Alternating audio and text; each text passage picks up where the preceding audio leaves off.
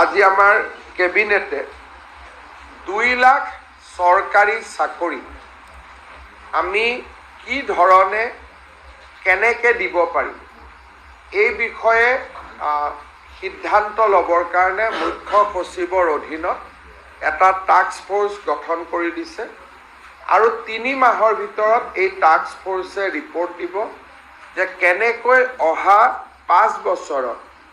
আমি 2 লাখ চৰকাৰী চাকৰি দিব পাৰোঁ। অৰ্থাৎ মুখ্য সচিব ডাঙৰীয়াই প্ৰতিটো বিভাগৰ লগত কথা পাতি চৰকাৰী বা চৰকাৰৰ দ্বাৰা নিয়ন্ত্ৰিত বিভিন্ন কৰ্পোৰেশ্যন আমাৰ বিশ্ববিদ্যালয় 6 শিডিউলৰ কাউন্সিল এই গোটেইবিলাকত মিলি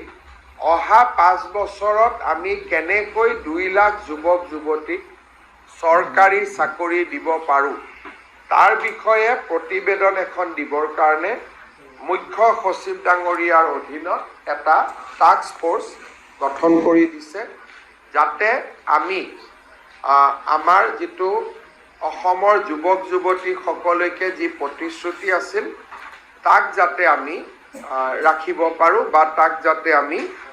পালন কৰিব পাৰোঁ।